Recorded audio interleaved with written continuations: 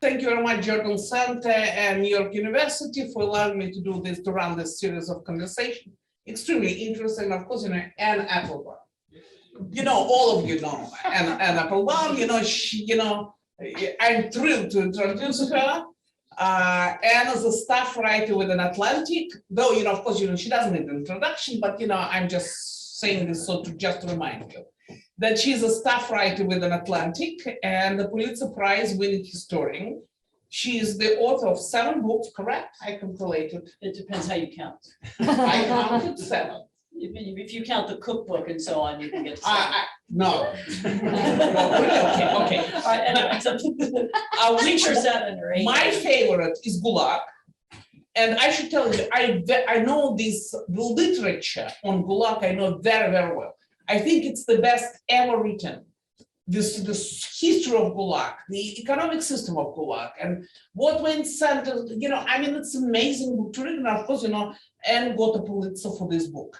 Her other book, which for me, it was absolutely eye-opening, it's Iron Curtain, The Crushing of Eastern Europe, 1944-1956. For those of you who do my part of the world, it's a must-read book.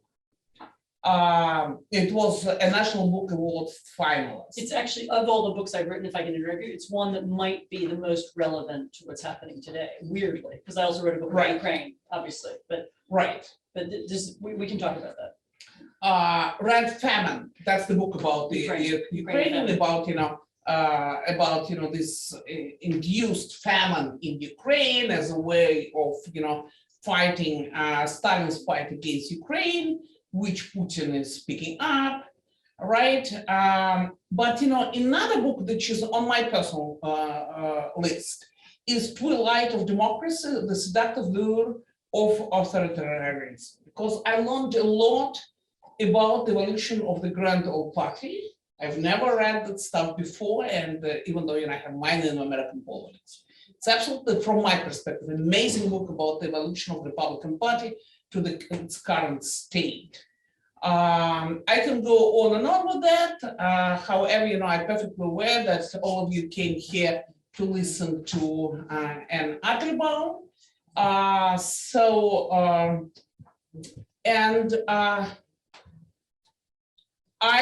I would like, a year ago approximately, Anne published in Atlantic, a big long read on what I call, and you probably called it, Autocrats International, right? Mm-hmm. Yeah. And it was amazing story of how autocrats all across the globe, how they help each other. And that's exactly what we see now. I think, maybe, I'm wrong.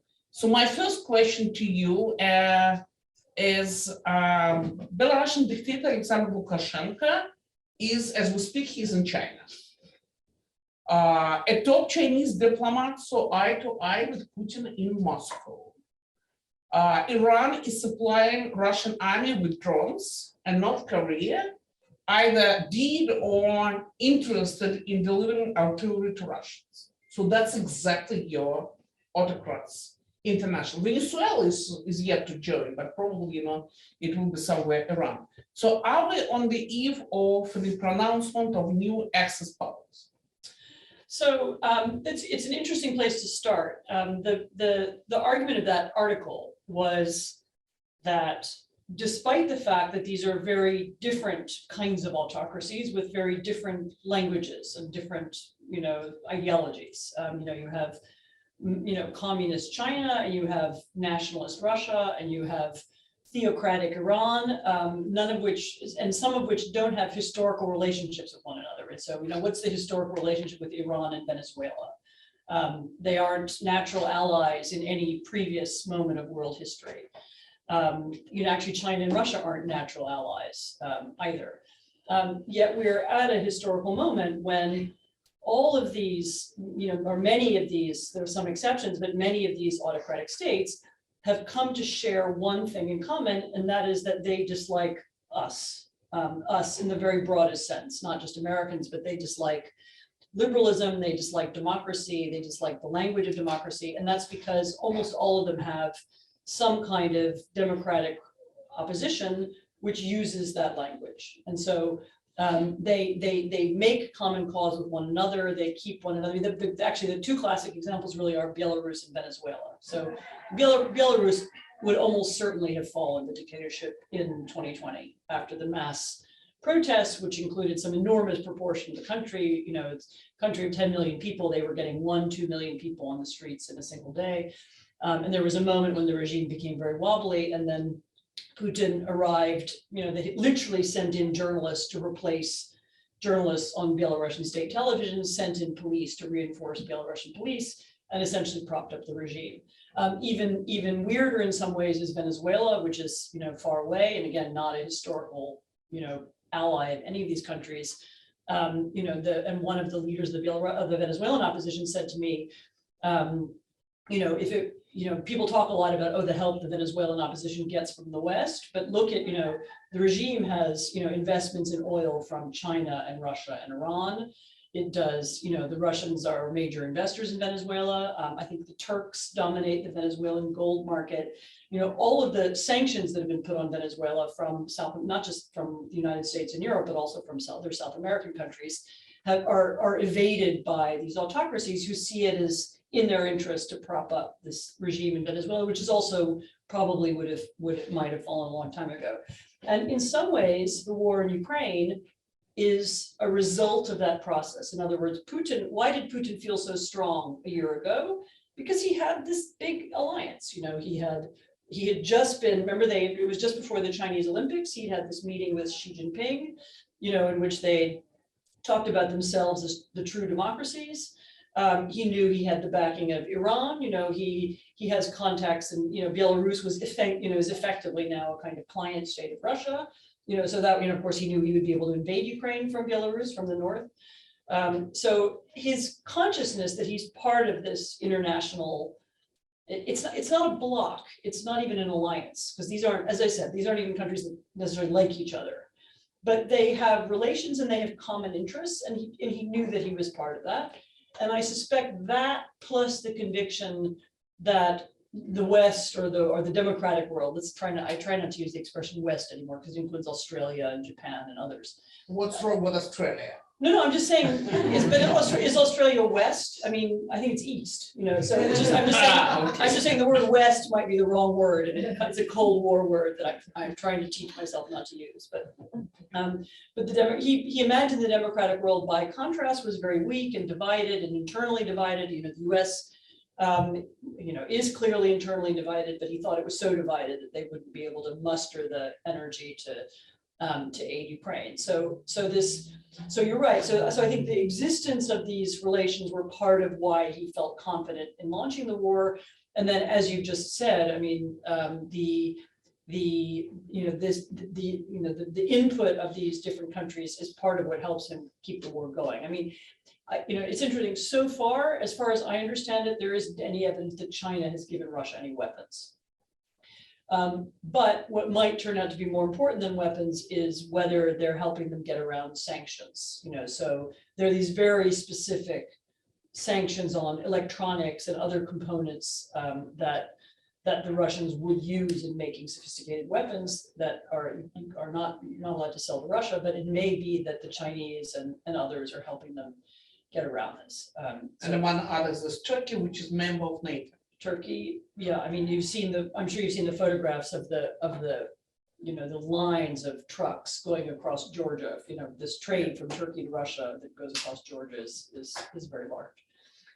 So, I mean, Turkey, for example, is a kind of ambiguous member of this. I mean, is it part of the autocratic world, or is it part of the democratic world? Some plays both sides. So it's not. I don't want to be. I want to be nuanced about it. I mean, it's not like there's a line and it's like the Cold War and you're on that side of the wall or this side of the wall, and it's all clear. There's a lot of lack of clarity, but there is certainly an autocratic world interest in sticking together and helping one another. But talking about China, it's very interesting. First of all, do you understand why Lukashenko went to China? Where does Lukashenko, this dictator of this totally impoverished now country, which is totally dependable upon cheap Russian oil, and China? Why? So the last time I looked, which was admittedly not recently, it was a year or two ago, because I wrote about it at the time, Belarus was the site of either the largest or one of the largest Chinese investments in Europe. So there's a big Chinese investment in Belarus. Belarus has had a pretty good IT industry.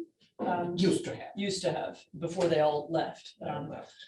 But the basics of it may still be there. There's IT industry, Uralkali, and that's basically it. Right. Well, maybe the China. So you don't think that he's an intermediary between Putin He could be an intermediary. He would like to be an intermediary, but it may also be to do with encouraging the Chinese to come to Belarus. I mean, I wasn't in the meeting, sadly, so Right. they didn't invite me. Bill Burns, and he, the head of the CIA, of course, and the former ambassador to Moscow, he, in his recent interview to Face the Nation of CBS, he said that United States want Chinese not to supply Putin with weapons. Yeah. It is to say that there is some intelligence But they might be. that might be. Yeah. Would you expect this to happen? Honestly, I don't know. I don't have I don't think really anybody knows. It's very funny. I had recently a conversation with a friend of mine who's a very senior figure in finance. And he said to me, he'd hired some super duper former US official to advise him on China, someone who's supposed, and he said, the guy tells me stuff I can read in the New York Times. And that's because there's really very little information about thinking in China that's really reliable. And so I don't know. I mean, my understanding until now is that the Chinese didn't want to be selling the Russians directly weapons because they were worried about secondary sanctions. So very, very slowly, the US and the rest of the democratic world are getting better at not just saying, this item is sanctioned, but looking at who else might be selling it and the secondary company also being sanctioned. And so the Chinese probably wanted to avoid that. It may be, but as I just said, I mean, it may be that they are willing to go around them to help supply components, to help whatever it's going to be, chips or semiconductors that the Russians need to make sophisticated weapons. Because as we know, they are having trouble in some of their production lines, and they may be now looking around the world for help. Just to finish up with China, Dmitry Training, once the head of the Moscow Carnegie, and now, one of the Putin's mouthpieces, that's, talking about Carnegie. So wrote in his recent piece, I don't remember where, that strategic alliance between Russia and China is probably, the most important outcome of this war. Do you think that we're facing this strategic alliance between oil-rich Russia, oil and gas-rich Russia, and huge China? Maybe, although China has a lot of interests. China is also interested in continuing its lucrative trade with Europe and the United States. China has other gains besides Russia. So, and so siding with Russia in some kind of war on democracies is not right now in China's interest, as far as I understand it. Again, I'm not an expert on China, and my view is that very few people really know what Xi Jinping is thinking. But so I don't foresee some kind of world in which they say, right, now we're together. We live in an alternate reality and we don't trade with you. I mean, China is still very connected to the outside world in a way that Russia is not. It's also true that Russia and China have there are some inevitable clashes. There are some. Sam Huntington, of course, but it's not just civilization. It's civilizational. There's a potential conflict over borders. As Siberia is emptying out, the China's, on the border between Russia and China, one side is very populated, the other is not. You can see how clashes could develop down the line, and these aren't countries. I mean, I've heard both said, kind of, I don't know if the right word is, Chinese xenophobia towards Russians and Russian xenophobia towards Chinese is pretty strong. I mean, they aren't kind of naturally compatible, but so it may be rather that they find ways to cooperate over certain issues. I'm not sure about a kind of Cold War era type alliance. Maybe, even though, I remember when I met with some Chinese businessmen in Irkutsk, basically, and I kept asking them, why you didn't, build some factory here? Mhm. And they were all, these intermediaries, this kind of, and one of them said, listen, we're not crazy because you have your FSB. We know that tomorrow FSB will come and grab our business. So I doubt that China is ready to pay the welfare of all these Russians in the Russian. Well, that's the kind of that's the kind there's a reason why they built they invest in the United States and Europe and not in Russia. So they're still more interested in that. I mean, we'll see, but right, I don't want to make any predictions because they're both both of them have become not just one party states, but kind of one man systems in the last few years, which China was not 10 years ago. And therefore they've become hard, in some senses, harder to analyze because, you walk into psychology, what does Xi Jinping think? What is, and nobody knows. So it's less predictable country than it was in the past when it was run by this kind of rotating series of bureaucrats. China suggested its 12-bullet peace plan for the war in Ukraine. What is your take on it? Is it serious in any way? And why, all of a sudden, China decided to be a peace broker? I think China probably wants a role in the war, or it wants a role in ending the war. I mean, maybe we're going to get into talking. The difficulty is that the war isn't going to end with a Chinese peace plan. I mean, the war is going to end with, depending on how things play out on the ground. I assume the Chinese know that. So this may rather be some kind of, I mean, I think it's one element that China has made clear is their dislike of talk of nuclear weapons. And they would like to calm that down. Maybe this is part of that project.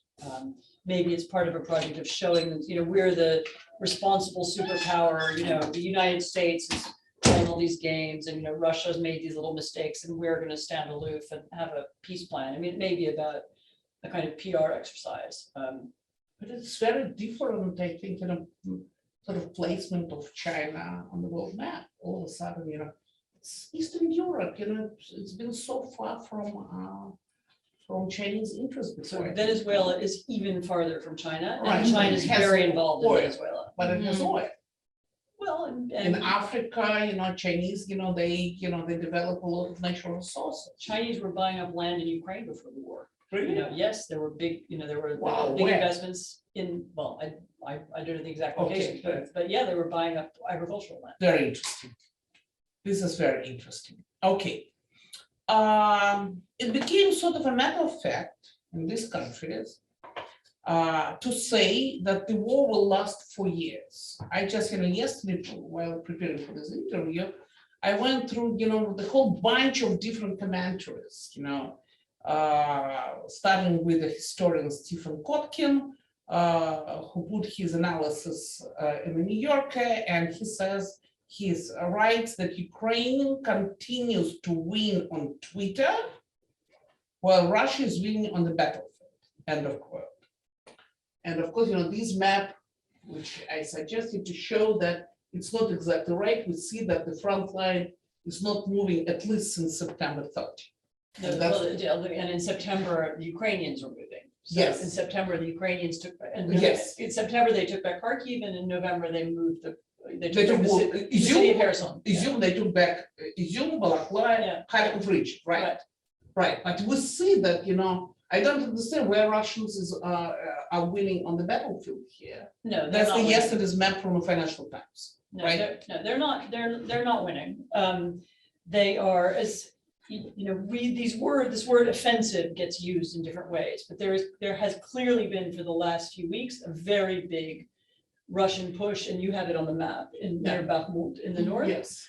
And they've been sending waves already of soldiers. 3 months. Right. It's better from Bakhmut. Many, it's now, it looks like World War I. I mean, it's trenches and burned out territories and so on. And they seem unable to move forward. And even if they do move forward, it's a few miles here or a few miles there. It's not they've been unable to break through in that part of the country. So no, I would not describe them as winning. I mean, what we do have a kind of, for the moment, we have the stalemate. I mean, we know that the Ukrainians are preparing something for later in the year that might look a little bit different from what's going on in Bakhmut. But right now, I would not say the Russians are winning, no. And you said Ukrainians are preparing for later in the year. What do you mean? There were talks that clearly their Ukrainians are training in Germany and training in other parts of Europe for a different kind of offensive or a different kind of fighting that will happen later in the year. You've been 3 times to Ukraine and you're living now again. Tell me, where are you going to be? So I've been to Kiev, I've been to Odessa, I've been to a few other places. And I'm going, well, this time we're going to Mykolaiv and briefly to Kherson. So. And where it's going to be offensive? In which part?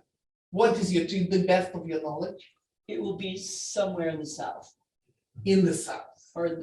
Yeah, that would be my guess. I mean, I guess. Yeah, I don't know this. But you think so, but wait a second. Russians, Putin pronounced Kherson region, Mariupol, Zaporozhye, etc., as part of the Russian Federation. So there is a way to Crimea Peninsula. Do you expect that Ukrainians will try to get it back? Yes. Do you think it's possible? I don't know. But given that that they even yet to get Melitopol back and Mariupol is one. So you think they will go to Azov Sea? I think they want to. I'm not privy. This is my guess. I'm not privy to any war plans. I understand. But that's very interesting because Putin keeps saying that one of the gains, once we got Azov Sea, is now internal sea. It's what he doesn't have too much to sell to Russians, but that's what he keeps saying. All I know is that this is why the Ukrainians are interested in they do hit targets behind the front line still, and they are interested in eventually moving in that direction. Well, of course they are, because they want to take all their territory back. So I'm not telling you anything that you don't know. Okay. Greg Allison of Harvard suggests that if the war proceeds as it is, as it has had, by February 2024, Russia will control almost 1/3 of Ukraine. That's the end of quote. That was from a year ago. No. When did he say that? It was just recently. That's the estimate. He said by February 24th. Yes, 2024. Oh, 2024. I'm sorry, 2024. Because I was like, we missed February 24th. That's all these articles they came out, for the 1-year anniversary of the war, and so that's the predictions. So that's a very brave prediction. Okay. I mean, I wouldn't dare make that kind of prediction. But of course, all of you know that Greg Allison was the guy who wrote this famous book, The Cuban Missile Crisis. So one of the things to be careful of with Ukraine, and this is why I'm very, very reluctant to make predictions, is that we are already in the territory of, as one Ukrainian politician, somebody said to me recently, he said, we're already in the territory of black swan events. So already, remember, this war was supposed to be over in 3 weeks. And by Russians. The Russians thought so, and the Americans thought so. And the Europeans thought so. So nobody, we're already in a realm where things that weren't predicted are happening. And the ways in which people are behaving is unexpected. And there are a lot of factors that we can't predict, and you would be wrong. I mean, even people who were fairly certain, a year ago, are much less certain and more cautious in their statements now, I've noticed. And that's because Ukrainian resistance turned out to be different than from what we expect. Resilience of Western powers, or I've just used that expression again, of democratic powers has been much more robust than expected. The ability of the Ukrainians to learn new things has been larger than expected, and to adapt weaponry to the situation, to make up new ways to use drones and weapons has turned out to be more important than anyone guessed. There are, yourself, and this maybe you'll talk about it. the situation in Russia is a little weird. There are these different security forces that some of them vocally critical of the war. I'm not sure why they're allowed to be, but they are. There are lots of stories of Russian troops refusing to fight or trying to surrender. These come out all the time. It's very hard to know how deep that goes. There was a recent attempt to do a kind of classic Russian tank attack. This is in Vuhledar, that failed completely, and the whole Russian, dozens of Russian. You mean Solidar? No, Vuhledar. Vuhledar? Yeah. Or maybe Vuhledar. Whether there were 30 tanks which were burned out. That's yeah. right. And that was an unexpected loss. And so there are unexpected losses, and the Russians seem to be not good at learning how to use the equipment, or not good at changing what they're doing. So be cautious in predicting, and I would say that to Graham Allison if he were here, because there are a lot of things turning out to be different from expected. That's my commentary.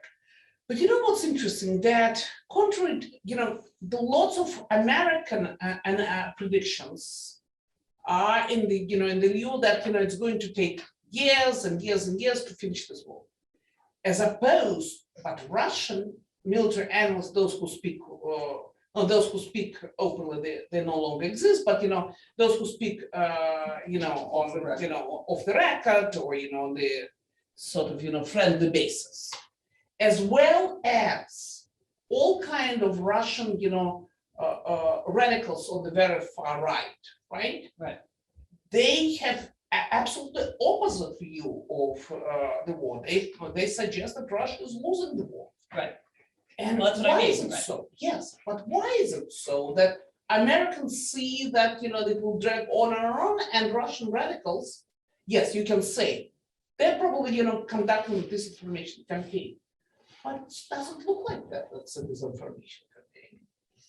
I mean, there are different disinformation campaigns everywhere, but no, I mean, the American foreign policy community, for lots of reasons, many of its senior members don't really like this war. It's not this isn't the war we've been planning for. It's not the one we've been thinking about. The people who like to think about, just like you started this conversation with China, people like to think about big things, right? They want to think about China and so on.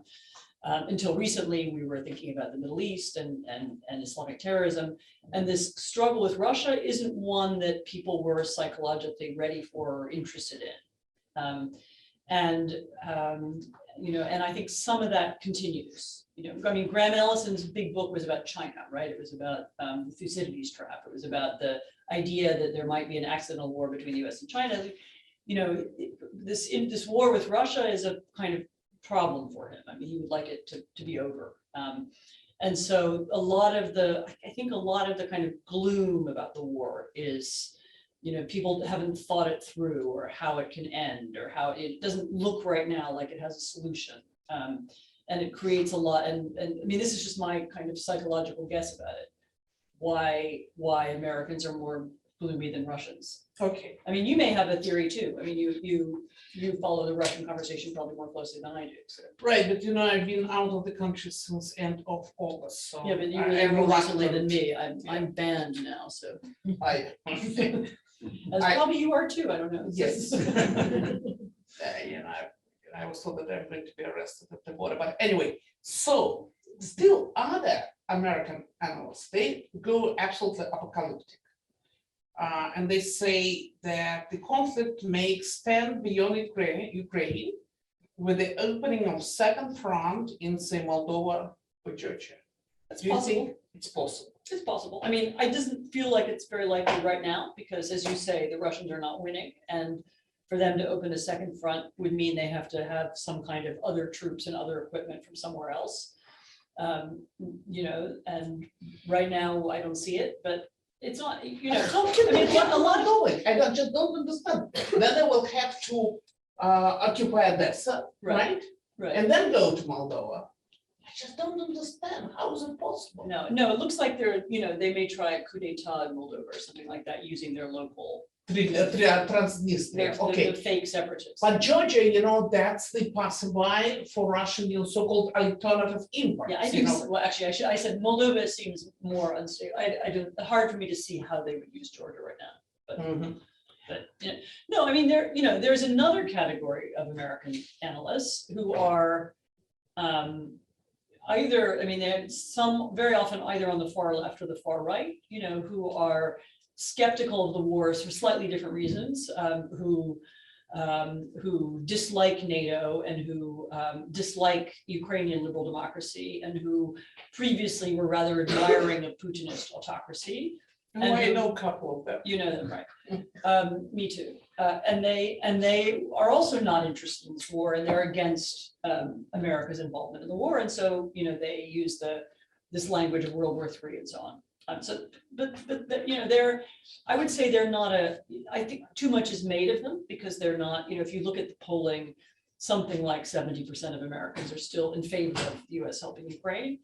And the proportion is the same in Congress. I mean, the leaders on, the Republican Party, both in the Senate and the House, are still in favor of, still supporting America's help for Ukraine in the war.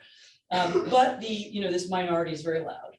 And they have ways of drawing attention to themselves, and they get a lot of attention. So talking about minority, Don Graham, former of Kissinger's aides, he said he is posing the question, will Russia strike a NATO member? And will it take us to the Third World War? So precisely for that reason, it seems unlikely to me right now.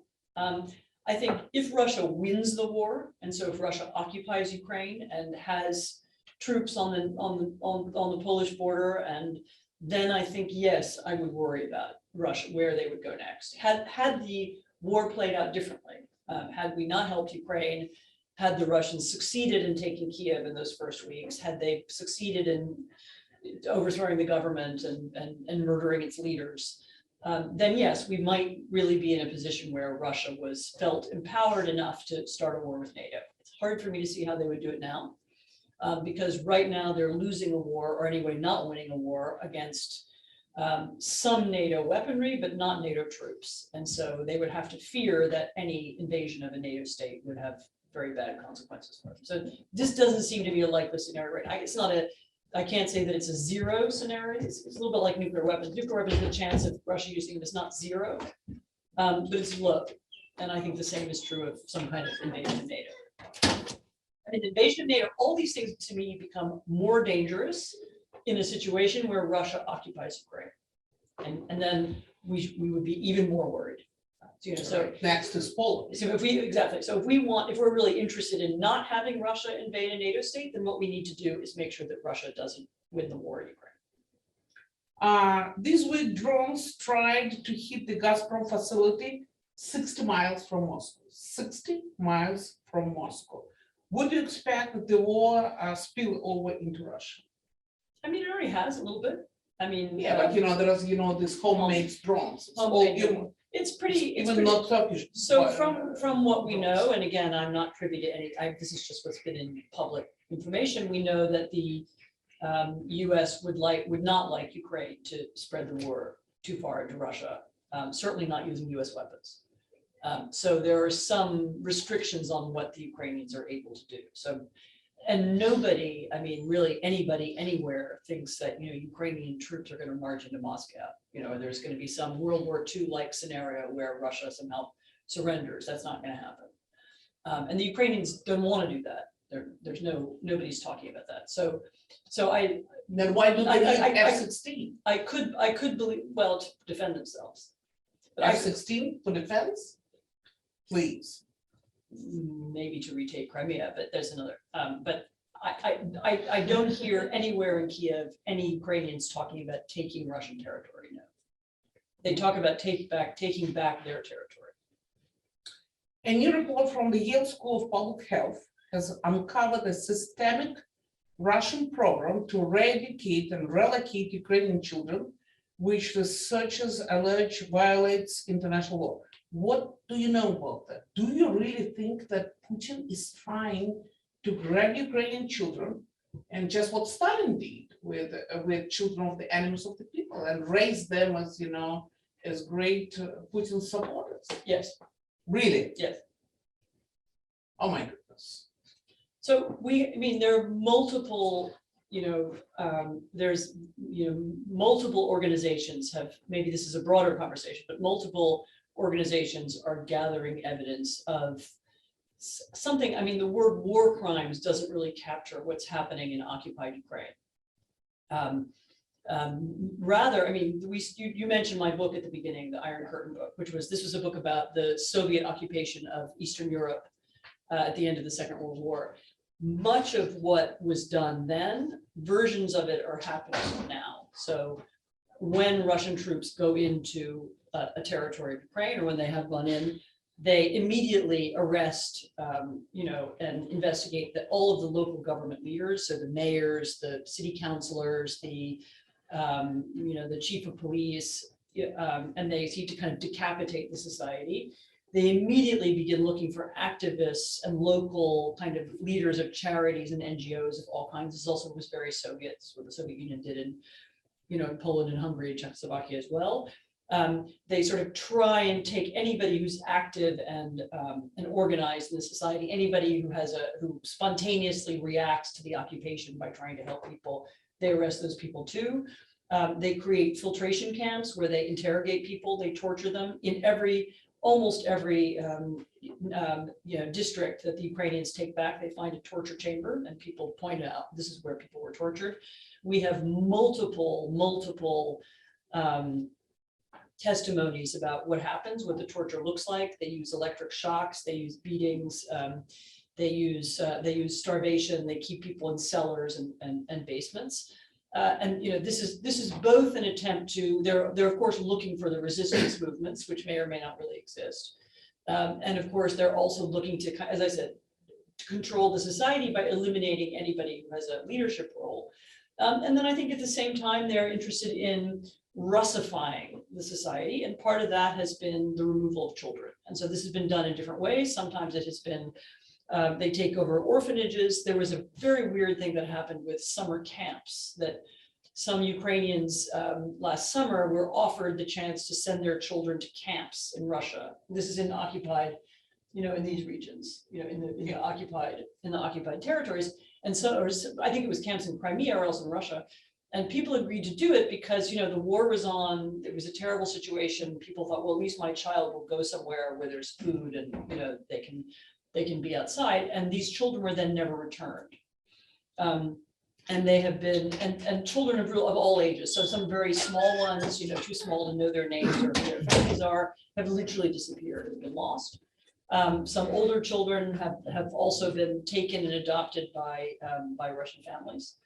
There was a television exchange between Putin and I've forgotten now the title of the woman who runs one of these child or family focused ministries in Russia, who said she had personally adopted one of them and she had a Ukrainian child or a child from Mariupol in her house. Sometimes they're described as orphans, war orphans, and sometimes they aren't really orphans. They're people who were just removed from home. So, and this it seems to me is both part of the terror project. It's part of Russification.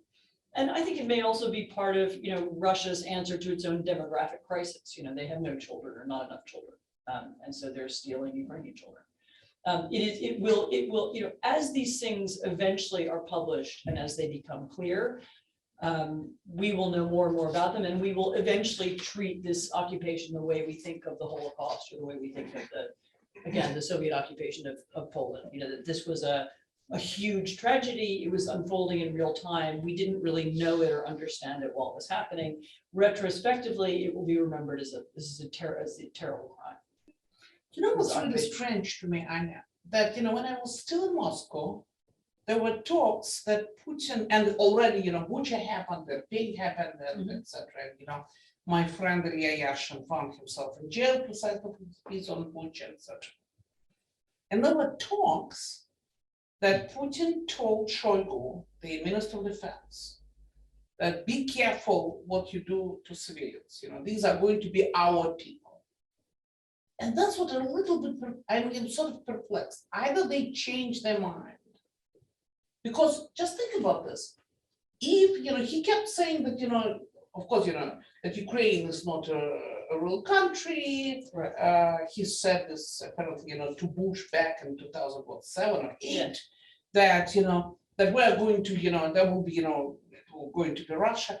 What's the point to organize civilians if you're going to occupy this territory to make it part of? So, I mean, it's really interesting. It's some of the same dynamic that the Red Army found in Poland after the war.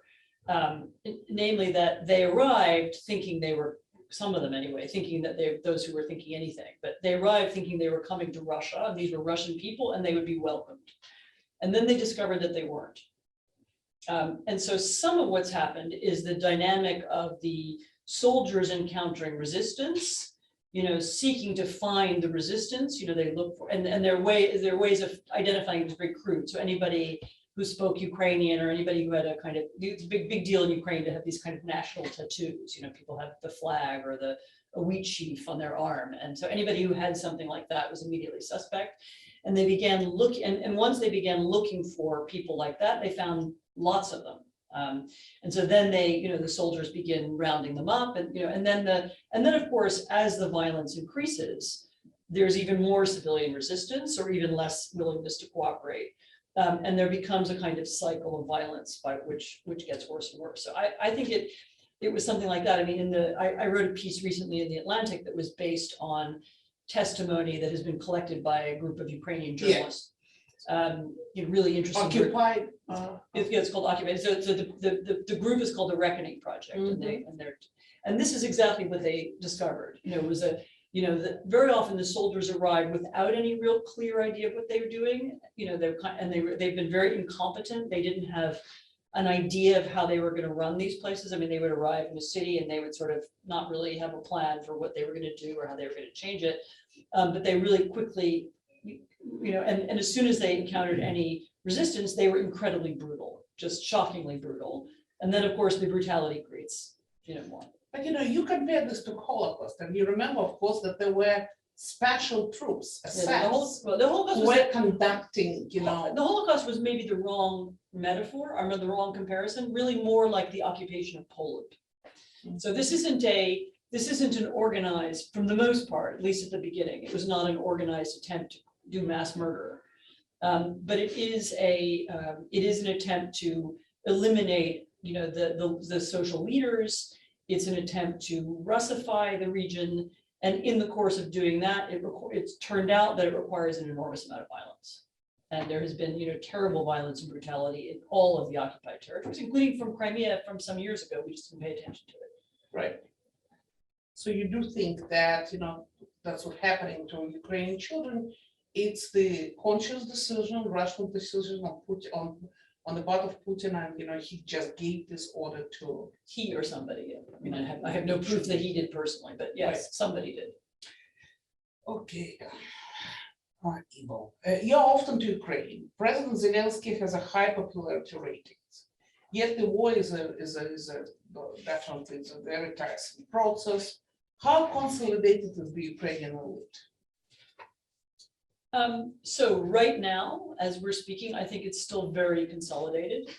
Even people who were previously opposed to Zelensky, and that was a lot of people, if you meet them now, and they will say they think they're happy with what he's done. They, in particular, they understand the role that he's played in telling the Ukrainian story abroad, and everybody understands why that matters. I mean, there are cracks.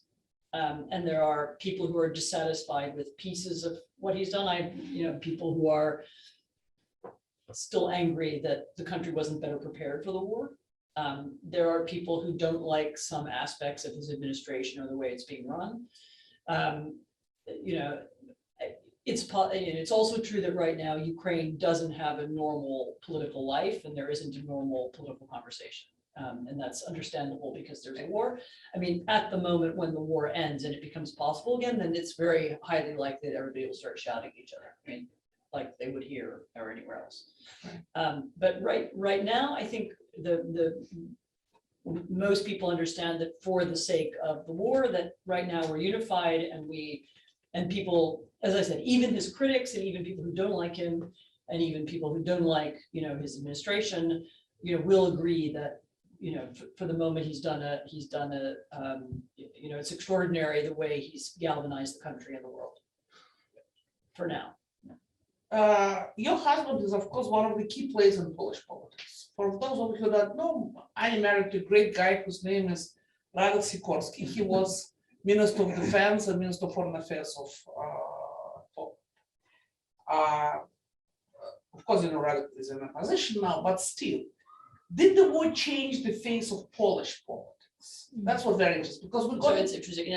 So it changed Polish foreign policy. It did not change Polish domestic policy. So it's still populist. So the current ruling party is unchanged in its use of, its domination or really corruption of the state media. It's engaged in the last few months in really an extraordinary kind of using government resources to enrich people. It's profoundly corrupt. It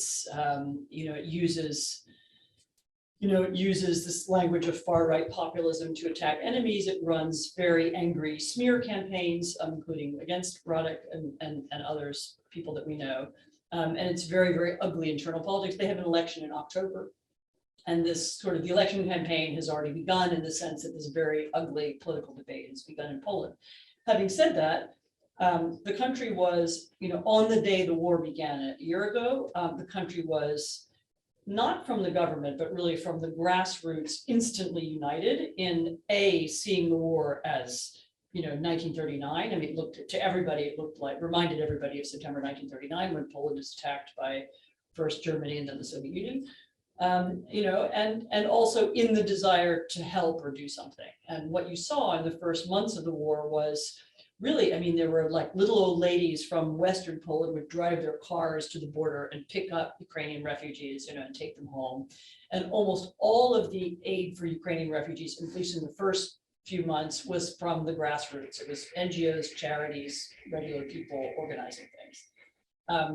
Now there's, the government has some subsidies and so on, but there's never been big refugee camps because almost everybody went to stay in somebody's house, including my house. So, we had, so as you know, I have a house that is a renovated house in Western Poland, and we had first 2 Ukrainian families there, and then they went on elsewhere. And then we had a grandmother and grandson in the house for most of the spring and summer, who was the grandmother was in fact the mother of a Ukrainian friend of mine. And then they decided to go back to Kiev, which is where they are. But really everyone had, they've been funny stories, that I don't want to tell them now, but people had, there are stories of, the husband would run off with the Ukrainian, refugee, and there's lots of stories like that. Oh, really? Yeah. It was a social phenomenon of a kind that's very rare. Like, as I said, given the history, given the everyone had, there was, I don't know anyone who didn't do something. If they didn't have room in their house, then they helped in some other way. But there was a big social movement that was a grassroots, nonpartisan movement to help the Ukrainians. And that, I think, had a big effect on how people feel about the war. And so even though you can find in, in social media, and you can find some discontent about the refugees, or there are too many of them, or they take our jobs, there's a little bit of that beginning to happen. Still, it's given the numbers, it's pretty low. I think it's important maybe to understand, partly because they were almost all women, or women and children, that had created a different dynamic than other waves of refugees have in other places. So people felt this desire to help in a way they didn't. And the Ukrainians also have integrated, they have jobs, it's very funny for me because you never ever heard anyone speak Russian on the street in Warsaw 10 years ago. Nobody. Why would you just hear? Now it's everywhere. And they speak Russian? Yeah, well, they're either Ukrainians or Belarusians. And a lot of Ukrainians from eastern and southern Ukraine who you get to Poland, and they're of course Russian speakers. So when I speak Russian in Krakow, they'll think you're right away. No? So Radek has Radek, when he hears people speaking Russian, he says Slava Ukraina. And if they say Geroim Slava, there's almost no Russians in Poland, so they're almost certainly Ukrainians. Or as I said, there's a big Belarusian diaspora now in Poland too. You're a historian. Where are we now? It's pre-World War II, or is it Cuban Missile Crisis? What's that? Where are we now? Just These are really tricky questions because how I answer it changes how the policy is. So I have a very clear memory in 2014, when the Russians invaded Crimea, the then German foreign minister, who then became the president of Germany, Steinmeier, was convinced, and this was partly because, if you remember, that was the 100th anniversary of World War I of 2014, Right. was convinced that this was World War I. And he said, I heard him say it more than once. This is World War I. We can't have an accidental escalation to crisis. And so what we need to do is calm it down. And then we have this German Minsk 1, 2, 3, whatever agreements. And that was partly because they were afraid of World War I scenario. Other people saw the occupation of Crimea and they said, no, this is the Anschluss. This is Czechoslovakia. It's 1938. And so we should, this is Hitler occupying Czechoslovakia.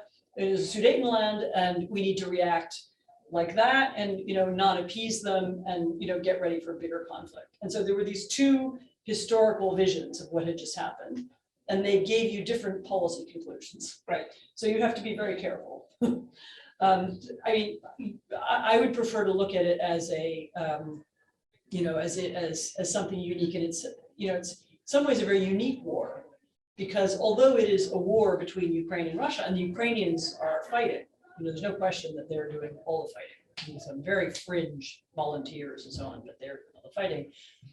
We are lending them weaponry in a way that I've asked people in Washington this, nobody can think of a precedent when the US intelligence agencies and US defense industry helped another country to this degree during a war. I mean, maybe looking at Lend-Lease, but that was sort of different era. World War II, we helped the British and so on. We've sold weapons to other countries, but we have never helped in a war like this. And so I think that makes it a unique case. I don't think it compares directly to World War I or World War II. So why not sleepwalk us? Well, this was what Steinmeier was worried about. We were sleepwalking into,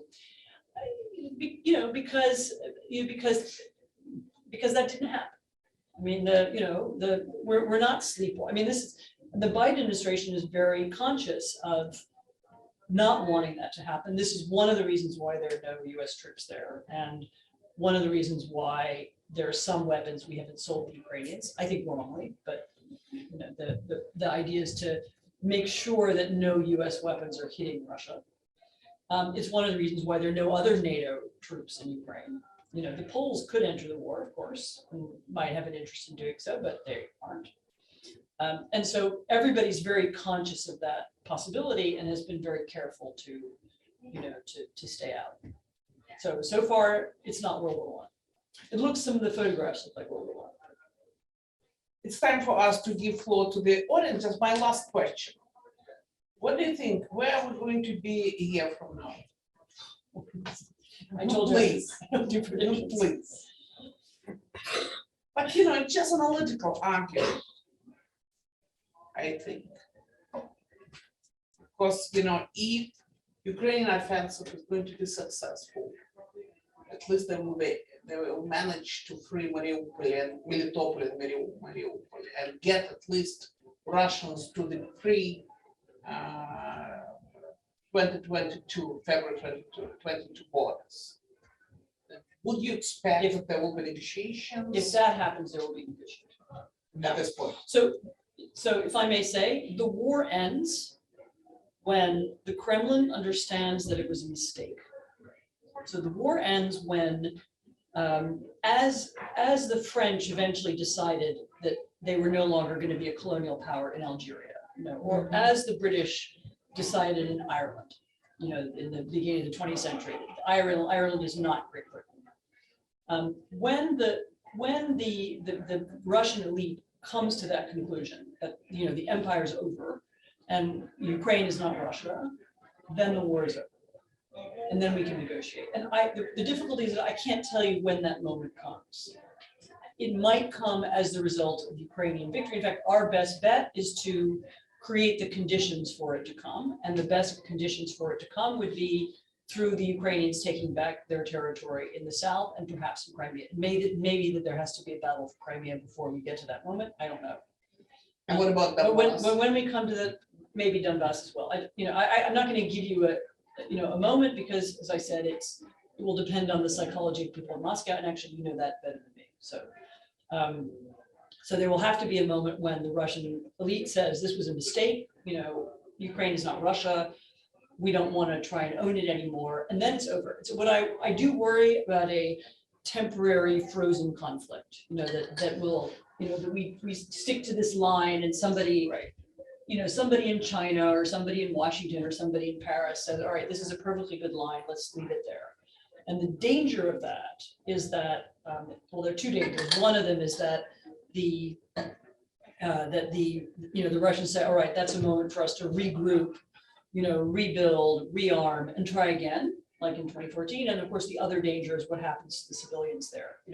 For the Ukrainians, remember, this isn't just about land, but as we discussed, it's about the people who live there. And the feeling that there needs to be some justice for these crimes that have been committed there, and they will be talking about that for the rest of our lives, and we will hear about that more. That will not go away as an issue. Thank you. So floor is open, please. Your questions. Okay, go ahead. Please just introduce yourself.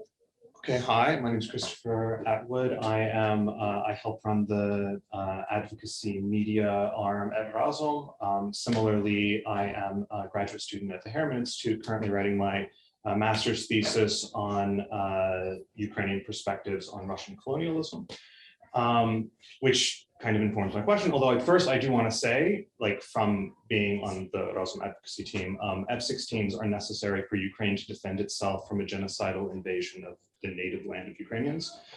There is no aggressiveness associated with Ukrainians protecting themselves, even in Russian occupied territories.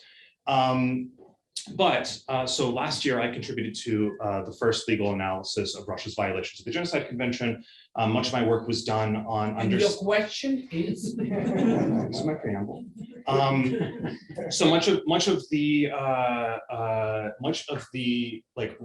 of our work was to demonstrate that that Russia is at fault for incitement to genocide. The way that Russia talks about Ukrainians, the way that it connects Ukrainian national identity or perceptions or self-identifying as Ukrainian with being a Nazi, much as you talked about with being in Bucha in the first days of the war and seeking out anyone with any identifiers of Ukrainian national identity. So as and not just in Bucha. Yes, everywhere. So as we have progressed beyond the war, where people are starting to re-examine Russian literature, understand what problematic narratives there potentially are in Russian literature, everybody is starting to realize that there are that they had a misunderstanding of what Ukrainianness was. Even Ukrainians themselves.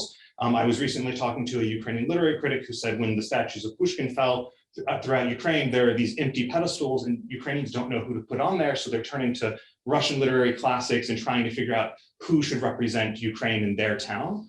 And so my question for you, Anne, is you're working with the Reckoning Project, you're getting all of this wonderful, insightful information about, I shouldn't say wonderful, it's the wrong word, but you're getting all of this very insightful information about how Ukrainians are dealing with the full-scale invasion, how they're dealing with their own perceptions of themselves, how they're dealing with their own misperceptions of what it meant to be Ukrainian or what Ukraine meant to them.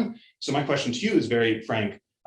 In the past year, how have you reflected on your own perception of Ukraine, of Ukrainians? How have you kind of changed the way that you view Ukraine or Ukrainians and the way that you kind of, understand the region as a whole from that whole context? I'm not sure I'm able anymore to pick out what I think now compared to what I thought a year ago. There are a lot of consistencies. So, I understood that Ukraine was a separate country. I wrote a book about it, that was published a few years ago. And I understood, I said, unfortunately, I said it at least once on the record, I said that I thought the Ukrainians would fight and that the war would not be over in 3 weeks. So, I wasn't surprised by those aspects of the story. I knew this, some of the things I thought about Ukraine have been reinforced. So Ukraine is a very ground up society rather than a top down society. And the they've always been better at organizing grassroots movements than they have been organizing governments. And they would tell you that themselves. And so that would, but maybe the degree to which the society coalesced to help the army, for example, is really extraordinary. I wrote a piece about this last summer. If you work with Razin, then you know it. There are these organized groups in every town and city that have adopted a unit of the army, and help them get. And as I said to somebody, well, isn't that with the Department of Defense? Aren't they supposed to buy the sleeping bags and the night vision goggles? And they say, but it's just more efficient if we do it. And so there is something. So I think I knew all that, but watching it happen in practice has reinforced my understanding of Ukraine as a very different kind of society, both really quite different from Poland, but it's also different from Russia. So I would say more that my feelings over the year have, I had these intuitions about Ukraine, but they've been reinforced by watching those things play out in reality. Yeah, I'll leave it at that. But the study of how Ukraine is changing and of Ukrainianness is going to be an interesting one over the next few years, because there is no question that the national self-perception has now changed forever. That they now perceive themselves as a tough nation that is hard to beat, which I'm not sure they did before the war. There was a lot of anxiety in Ukraine before the war about what was going to happen, and are we? I was there in December, 2 months before the invasion, and there was some bravado, but there was also a lot of people who said, we don't know what's going to happen. We don't know what we're going to do. There's a lot of conversation right now in Ukrainian intellectual philosophical circles about the shift from objectivity to subjectivity, that Ukrainians are starting to perceive themselves as the subject of their own history, whereas like many colonized peoples historically see themselves as objects of another person's history. Right. Well, that plays itself out in real ways. I mean, it's like that's not a theoretical conversation. It's a practical one. It's to do with how people behave and what they've done during the war. And so that's I think it's more of a kind of consolidation of things that were there before. There's also a thing that, so some Ukrainians did leave, when the war began. There were other people who left before the war, and some may never come back. But the ones that stayed are going to be transformed by the experience of fighting in many good ways, maybe in some bad ways as well. So it will be quite a different country when the war's over. The piece that Anne mentioned that she wrote for the Atlantic, it's called The Other Ukrainian Army. The Other Ukrainian It's a great piece about all these volunteer organizations. Yeah, sometimes quite random people. Yeah. Guy who owns a perfume shop. Yes. Yeah. And those who deliver, all Yes. kind of goods to people, it's Yes. amazing. Yeah, that was published last year. Richard Arnold, given that you don't think the West can afford to let Russia win, will a Russian defeat result in a civil war? Not necessarily. Again, question for you rather than me. I don't think so. It could result in a change of power or a change of orientation. It could result in some big changes. When you think about what happened when the French left Algeria, there was a coup d'etat attempt in Paris, and there was a lot of unrest in the army. Actually, I was talking to a Portuguese journalist yesterday who reminded me that the Portuguese decision to withdraw from Angola and Mozambique and their colonial territories happened because of a coup d'etat in Lisbon, or sort of revolution in Lisbon. So, the connection between unrest in the capital and the decision to pull out of colonies has happened in many other places. So I would expect something to change.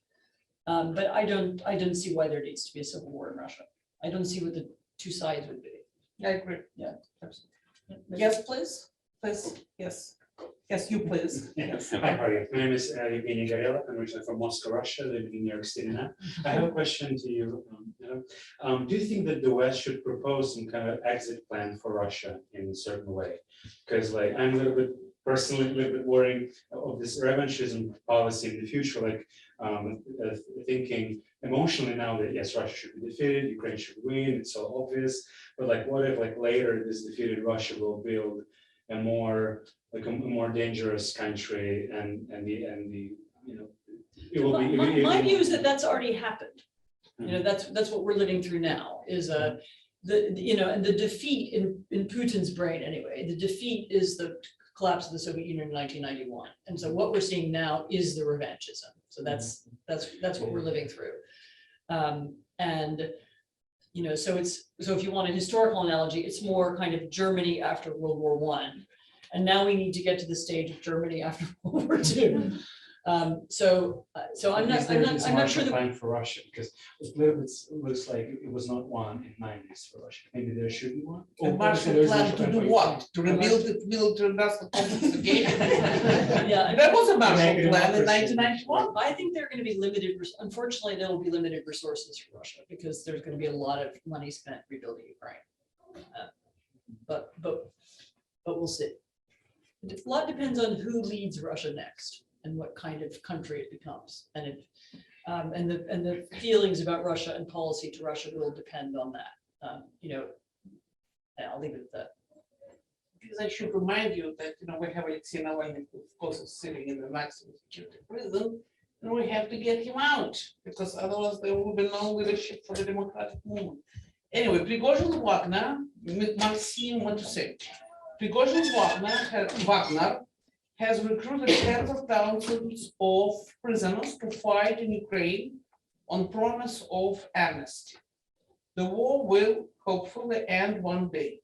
What would be the impact on Russia of these hardened, brutal, and brutalized individuals re-entering the society? And those are in addition to many more traumatized war veterans. Back in the 1990s, much smaller group of guns vets wreaked quite a bit of havoc in post-Soviet Russia. What could happen now? That's very hard for me to predict. The war is traumatizing lots of people in different ways. I mean, Ukrainians are pretty traumatized by the war. And so there's and I worry about that, what that could produce. More traumatized, I would say, than the Russians. But yeah, I mean, there will be a part of, the weird thing in Russia will be there will be a part of society that has experienced this extremely brutal war and terrible conflict and the sense of abandonment by leaders and so on. And then there will be another part of society which barely knew it was happening. And those two groups will confront each other at some point. I mean, it was like, when the Gulag prisoners came back from the camps, there was, that led to the thaw and so on, because it was the confrontation of two worlds happened after Stalin died. And so you could get something like that, and that could contribute also to political change, again, for better or for worse in Russia. It's very hard to predict how it will happen. Yes, please. No, there is a woman in front of you. Oh, okay. Yeah, I'm sorry. You will be the next. Okay. Hello. Dzień dobry. Dzień dobry. Yevgenia from the Institute of Social Research. I have a question that is related to the article, Red Famine, and I wanted to ask you to what extent you think that the food politics or food insecurity will come to play a bigger role, not only like in Ukraine, but also in kind of international politics. I mean, some time ago, we were flooded with all this news, in regards to the grain export, the vaccine initiative. But I think that it was like a couple of weeks ago when I heard about like Polish farmers like protesting on the border like against the flood of the grain from Ukraine. So I was like wondering to what extent there's also this kind of environmental component of the war that will play actually a bigger kind of role. So again, this is not my area of great expertise, but I know that that Putin would use grain supplies and the restriction of grain and the manipulation of grain markets as a way of making his points or of winning allies around the world or creating enemies around the world, whichever it is, doesn't surprise me at all. And you're right to point to my book about the famine of the 1930s, because it was exactly the same then. So, these are very cynical people, and they will use food as a weapon. And they have, long tradition of that.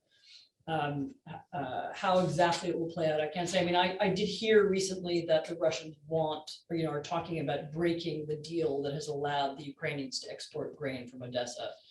But I don't know to what extent that's real. I do know that Russian propaganda in Africa, for example, and in the Middle East, has created the mistaken impression that food shortages are due to Ukraine and to be blamed on Ukraine and NATO. Whereas, of course, the source of the food shortages is the war, and Russia started the war. But they have successfully convinced a lot of people that I sort of see it on social media. You know, I hear people write that, and I'm aware that those arguments exist, and I'm told they're quite powerful. And Russia, you know, Russia has actually been, you know, has sought to create the impression that sanctions are, you know, sanctions are the problem for Africa, whereas of course the war is the problem. And the US has not been good at having a kind of information policy to accompany its sanctions policy. So we did these sanctions, but we've been bad at explaining, both inside Russia actually, and around the world. So they will certainly use that as a tool in information policy and economic policy and so on. And and there may be more of that to come. Andrew Weissman, why do you think Russia invaded and didn't try to install another Yanukovych? Like the answer is they did try and install it. I mean, they may even have wanted to install Yanukovych, not even another one, but the original Mr. Yanukovych himself, you know, bring him back from Rostov or where he is now. I think they did. That was the plan. But the plan failed. Invasion.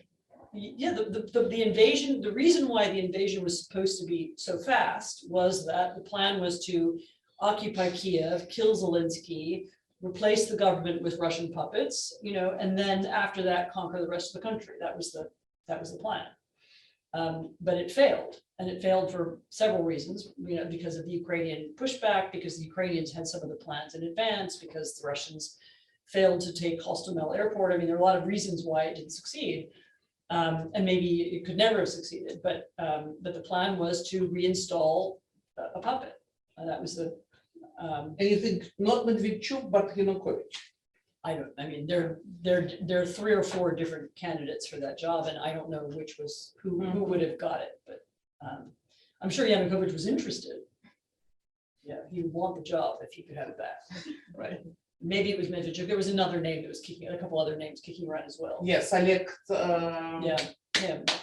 With you know, the guy from the east. Yeah.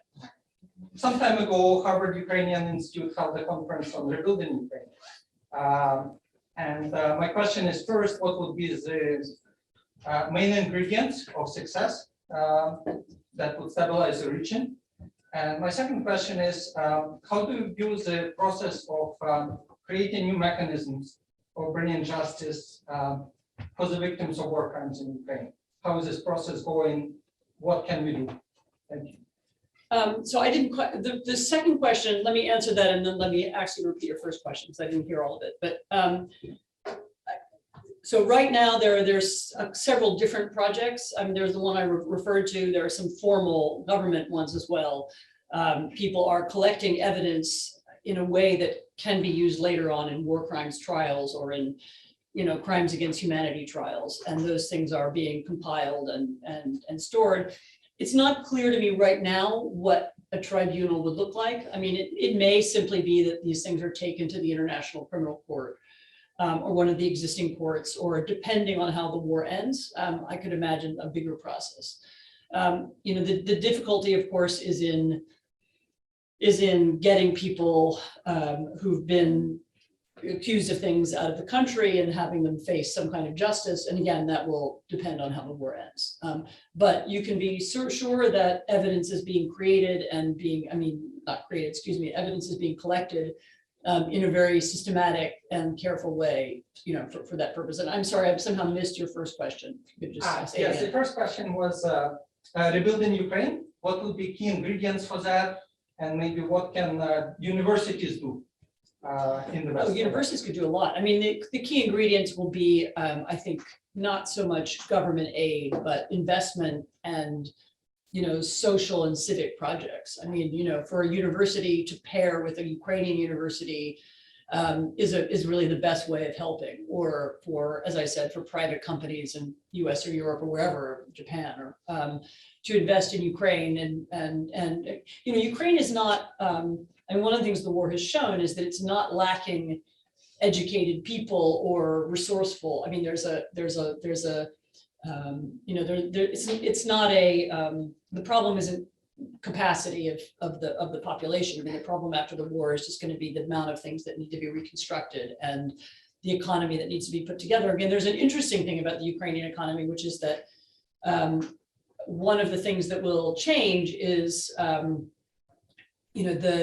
many of the kind of oligarch-based big businesses, the steelworks in Mariupol and some of the other big companies are going to be destroyed. And so there may be a shift in the nature of the economy after the war, and Ukrainians may depend less on these large Soviet era kind of industrial complexes, and it may become a different kind of economy. But that's what the Ukrainians are saying now. We'll see whether that comes to pass. Yes, please. Oh, here, you mentioned some autocracies that are helping Chinese and Russia, and you didn't mention Cuba. How relevant is Cuba today? I could, well, I have, my brain is on Europe and not on Latin America, but no, Cuba's definitely part of that group. Cuba has been very instrumental in Venezuela, as you probably know, in creating and supporting the Venezuelan security services, as well as elsewhere in Latin America. Cuba is both is an integral part of both because it has aid and help from Russia, but also because it in turn helps prop up other autocracies in the region, Nicaragua.